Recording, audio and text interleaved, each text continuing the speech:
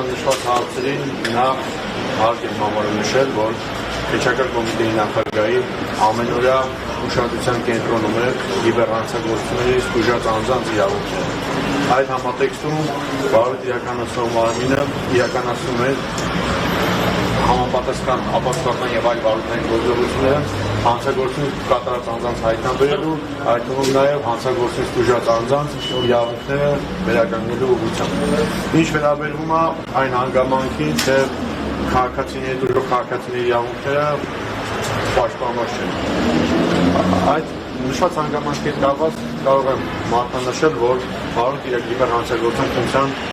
վարչության քննիչները ձեռնարկում են բոլոր միջոցները դժողների խախտած իրավունքների վերականգնման համար եւ դժողների կողմից հասցեագրված բոլոր դիմումները ստանում են իրենց պատասխանները, քաղաքացիները ստանում են ընդունելություն, արժեստության դեպքում նաեւ իրենց հայտնի նոր հանգամանքների վերաբերյալ վարույթ իրականացնող մարմինը հայտնում է նոր տեղեկություններ, որի շուրջ էլ վարույթ իրականացնող քննիչը պլանավորում է համապատասխան ապացուցական եւ այլ վարույթային գործողությունների կատարում։ Ինչ վերաբերում է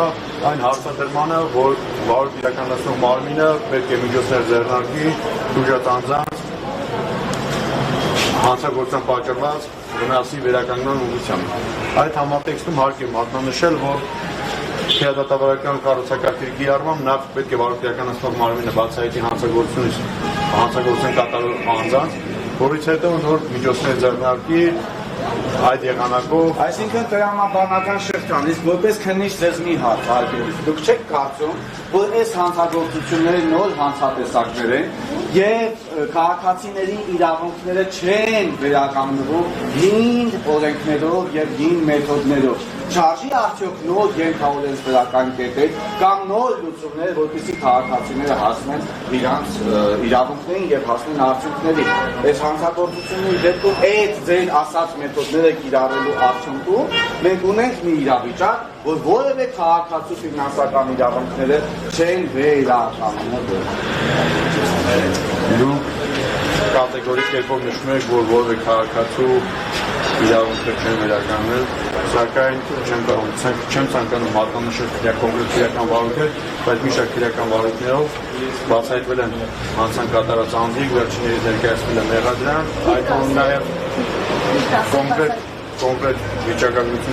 վիճակագրական տեղանքների ներկայացում չեմ կարող մատնանշել, բայց հաստատապես կարող եմ նշել, որ մի շարք իրական վարույթներով բացահայտվել են հանցագործություն կատարած անձիկ, վերջինների ներկայացվել է մեղադրանք, այդ թվում նաև նախաքննության կատարման ընթացքում վերականգնվել է հանցագործություն զգուշած անձանց պատճառված հանցագործության պատճառված վնասները։ Իսկ դա ո՞ր տոկոսն է կազմում ներողություն տուժած քաղաքացիների, ո՞ր տոկոսն է կազմում 0.1, 0.2, թե 10%-ն է կազմում։ Որպես այդպեսին Քեչական կոմիտեն նման վիճակագրություն չի իրականացնում, որքան ուժով ունենք, որքան ուժովի հանցագործության ինչքան վնաս է պատճառվել եւ ինչքան վնաս է վերականգնվել։ Կոնկրետ տեղեկացան, որ այս տարի 4-րդ զանգերի կենտրոնի հանցավոր խումբ է այսպես բացահայտվել։ Այս մեխանիզմները բացահայտման ինչու հնարավոր չի լինում կիրառել օրինակ մնացած կենտրոնների, էլեկտրոնային հարթակների համար ինչն է խանգարում, կա օրենսդրական բազ, կա ինչ-որ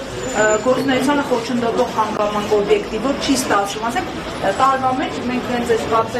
տարածել են 3 պաշտոնական հաղորդակցություն, որ 4-րդ հանցավոր խումբն է զանգերի կենտրոն, այսպես կոչված խարդախությունների հարթակի։ Հարցին եւ ավելացում, դա ինչ օգուտ մեր քաղաքացիների,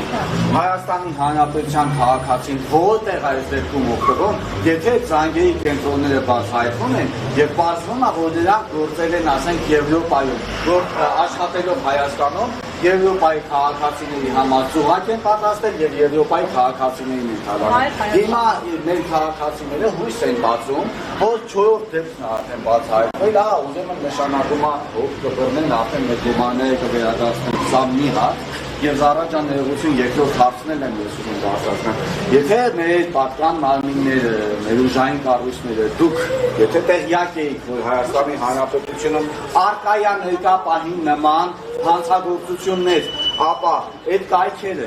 այդ ապօրինի կայքերը ինչի չեն դադարեցվել, ինչի նրանց հասանելիությունը չի դադարեցվել, որտեղ ուժած քաղաքացիների քանակը հասել է 20,000-ի, հասկանում եք, ոչ թե 200-ն է, ոչ թե 300-ն է, ոչ թե 2,000-ն է, 20,000 եւ ավելի քաղաքացի։ Ինչն է եղել պատճառը, որ չեն դադարեցվել այդ կայքերի հասանելիությունը։ Այդ ապօրինի ձեռնարկատիրությունը ինչի չի դադարեցվել Հայաստանում։ Միայն ու միայն դուք սահմանափակվել եք տեղեկատվություններ տարածելով։ Տեղեկատվություն կարող են տարածել լրատվամիջոցները, տեղեկատվություն կարող են տարածել հասարակական կազմակերպությունները, բայց այսքան լուրջ կառույցը միայն տեղեկատվություն տարածելով չեք կարծում, որ դա ուղղակի բավարար չի եւ դրանք գործում քայլեր չեն։